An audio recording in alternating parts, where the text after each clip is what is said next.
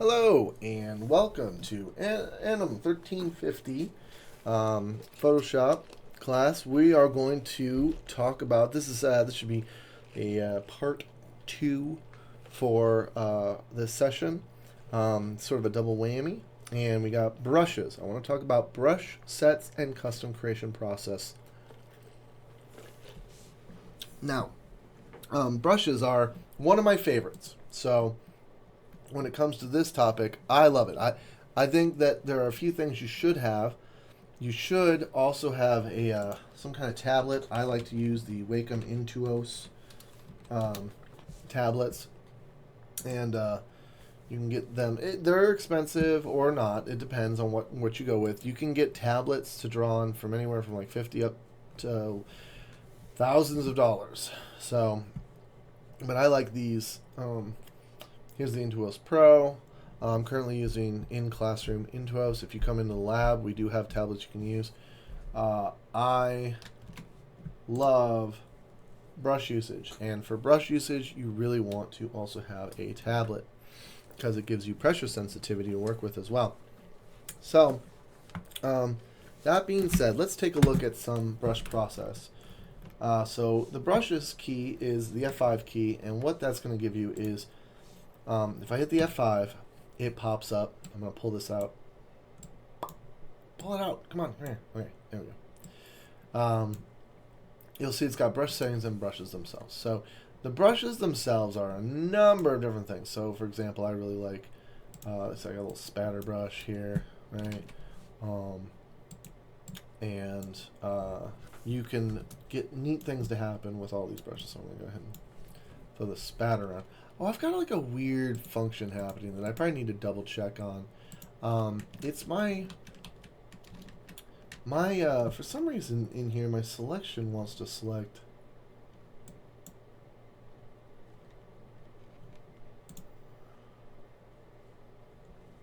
Okay. Oh, looks like I fixed it. Ta-da! I fixed it. Oh, I'm amazing. All right. It was doing a weird. It was. Don't worry about it. Okay, so so this is brushes, and you got all these different types of brushes. I've specifically brought in all of these different brushes. I've got everything from like little towers and I got weird airbrush functions, round bristles, charcoal smears, all the way to just some, like here's some, I like this, nice brush 1 and 2, right? And I like that nice brush, and nice brush 2 is nice too. Some of these nice little flunkies, right? And then there's some natural brushes that come with it, and you can look at them by opening up these medias. These ones right here are special effects, and then these are my demo brushes that I've got down here. Let's close these ones. I don't need Kyle's brushes. These are general brushes. Oh, let's see here. Yeah, lots of pretty basic stuff. All the way down to like cool cloud function brushes that I've made. So you can do a lot with brushes, you know. Make cool stamps out of them and stuff, right? So that's kind of sort of like the strength of brushes. And then over here, so I go on up, I'm going to select the, let's do, I liked that spatter here, right? So, brush presets, that's basically the brushes you just saw. They're like pre-made brushes. But you can make custom brushes by taking a design you like. We'll get to that in just a moment. Now, let's get to that, right?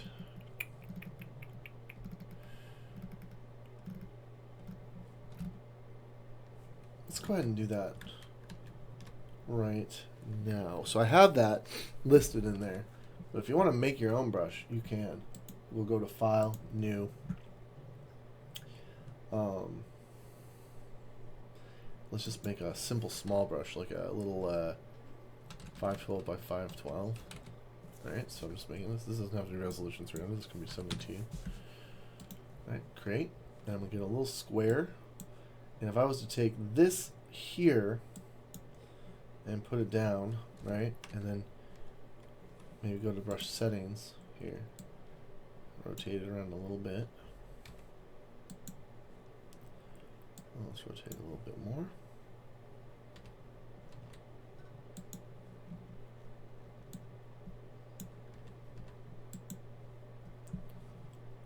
Alright.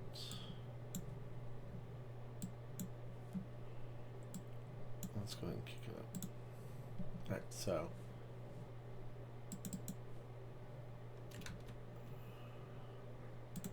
what I'm doing is I'm creating a very specific little sort of brush design. So if I go to edit and I define brush preset, it'll make a brush for me, and I'll call this one spatter squared. We'll save that out, and now if we go back here, we'll see that my brushes now have this spatter square. I'll put that on up here next to spatter. So the difference is that spatter square kind of does a funky thing here. Let's kick that flow on up. So it does this right here, right? Whereas the original spatter was just simple. So it's almost like this spatter becomes like a nice extra funky brush, right? Nice fuzzing to it.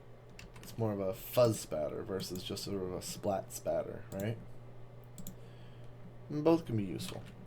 So, let's change this color. I don't want this to be sort of this, maybe a little more blue. I wonder why this feels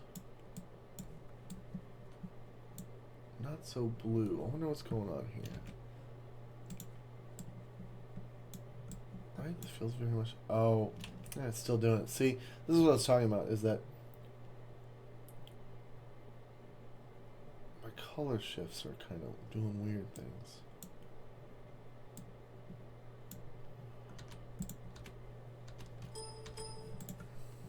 Not 100% sure why.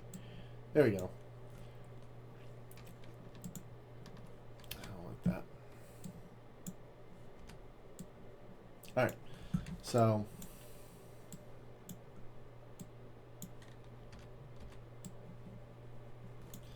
alright. Maybe I can work with that. I'm trying to pick out a color here. Alright. So, something you want to do with all this, though, is you want to kind of mess with the settings a little bit more. So let's take a look at the brush settings.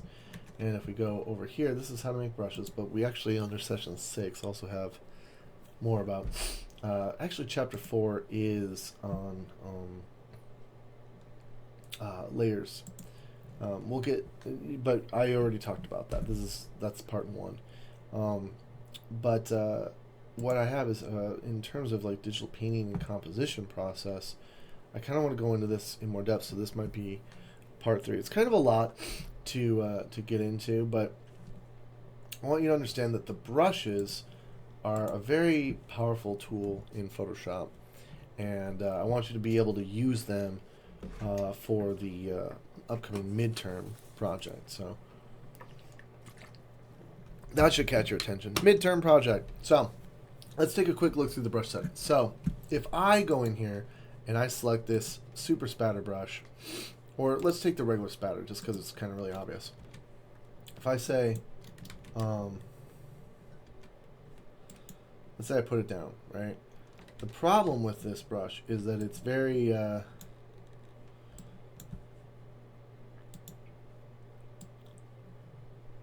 it's funny. It's very singular. It repeats a lot. So if I drag it, you see this repetition of it. That's bad. Try to avoid that. I see a lot of students who use brushes in their work, and it does this.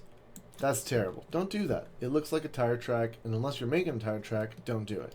You want it to look more like it has some like variation to it. And that's what we can do with brush settings. So in the brush settings, you have a brush tip setting, which allows you to kind of adjust and shift the shape, squeeze it, angle it, adjust the spacing. I'm going to put the spacing down to nothing, so there's none. So now it would be one big streak. A little bit better than seeing repetition, but not great still. And then you have the ability to actually adjust the size and stuff too. Then you go to something like shape dynamics, and now you're starting to get some play with some things. You can adjust the size jitter. I like to adjust it so it messes with the pen pressure. So now if I have the pen here, what I can do is it'll be small to big. See? And that's what it's doing. It's got this nice, you can kind of see it down here as an example. Kind of does this little paint effect kind of thing going on, right?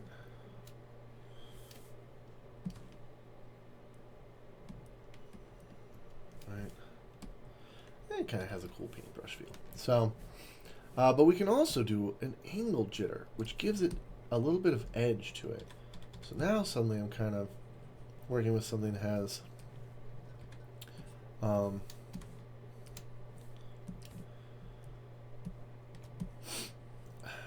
something that has a little bit of like feels a little more like kind of a paintbrush. If I went back up to that shape dynamic, just the regular one, I could adjust that spacing out again and give it a lot more fuzzy edge. See?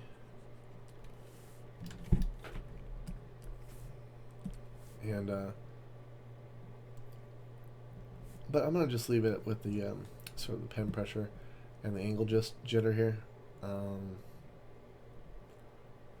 You can adjust this too, so that there's like a roundness jitter to it, but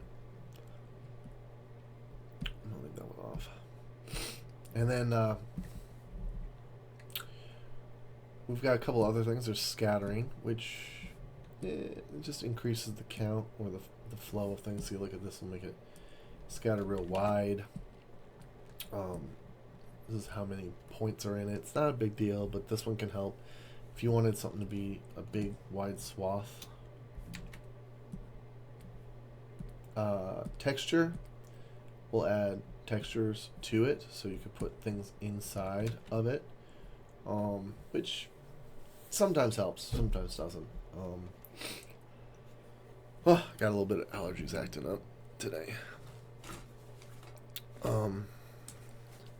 Not too big of a deal. Sorry. But it can do some really cool things. To put some of these in here. You probably won't see it too much at the moment. A good brush to see that in is this cloud brush. If we go to this and we look at its settings, it's got a cool cloud texture in it. And it does this nice kind of funky cloud effect. Where I can kind of build up these clouds. See? It looks very much like a cloud. Love it. It's a very fun brush. We'll go back to spatter squared here. Oh, let's do spatter squared because I want to adjust that one. I thought that was a neat brush. So, gotta redo it because I didn't save it. So, if you don't save it, then it won't it won't be there anymore. See, this is a good brush. This is a good texture brush actually. If I want to do some cool texture stuff. But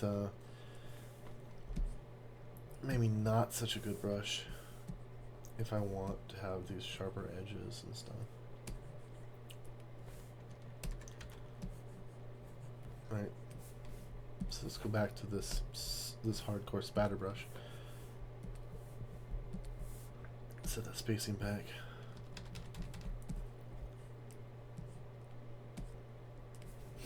And the shape dynamics.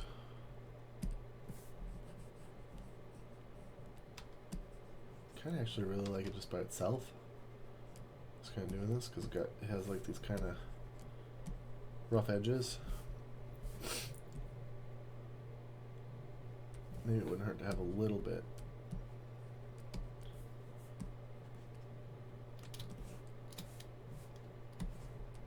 Right. And then another one I really like is transfer, which has a really cool effect. You can see it's a little too much here, but if you just turn it to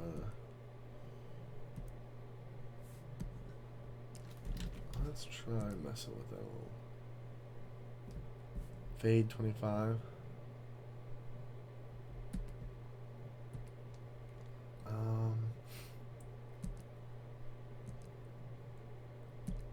Pen pressure.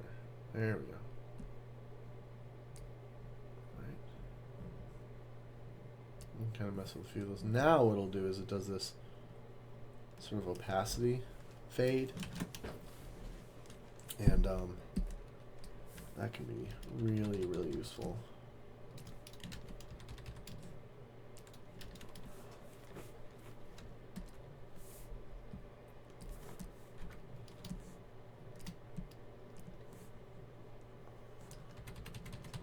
Because what it means is I can kind of do this gentle, light swathing with it, and then push it harder to have more. So it's sort of like a little bit of an opaqueness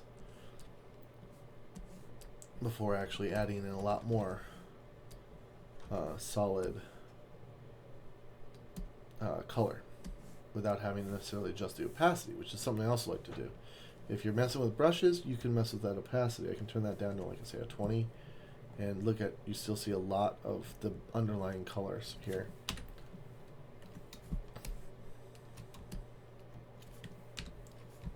Right.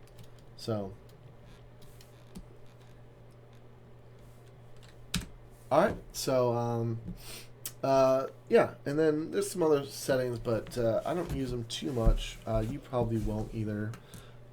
Dual brush is kind of cool. It adds another brush inside of your brush, so you could say add in like weird flowers, and look at that, you can kind of see how those flowers are actually interacting down here within. So now if I do something, let me go ahead and grab like a really bright orange or yellow just so you can see this. See, you can see that my brush still has those effects of the outer edge, but now there's like little leaves hanging out inside of it from adding in like this little leaf brush, right? And so you get like these cool effects where you could maybe be like, well, maybe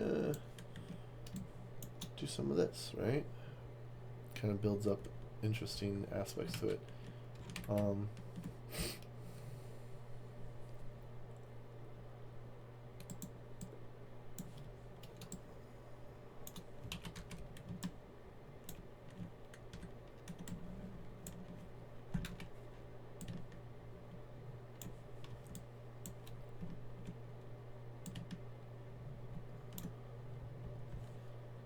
right.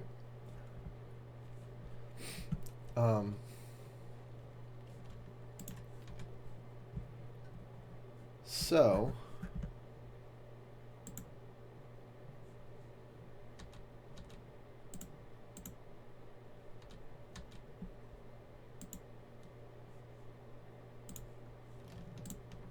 that's so weird that it's doing that. Yeah. Anyway.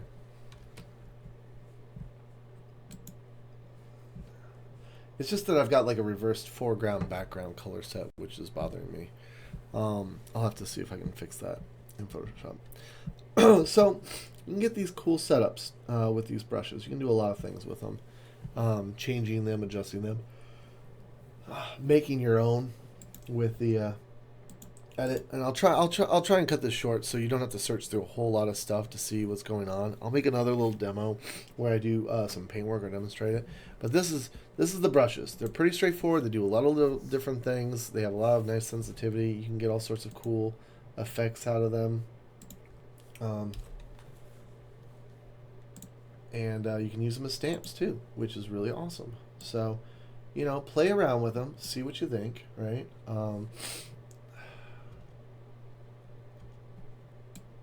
And you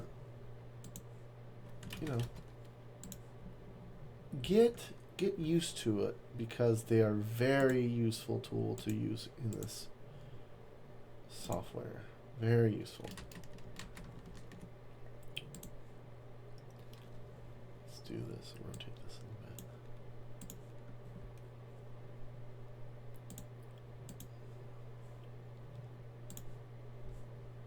Let's see. You can lay these out as little stamp pieces.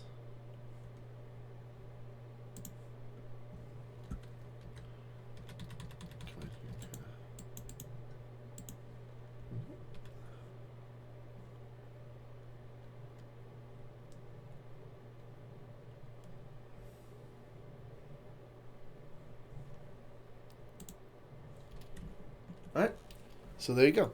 Brush fun, right? Stamping up things, adding things in, doing whatever with them. Play around with the settings, see what you like. I showed you my favorites. And see what you can come up with.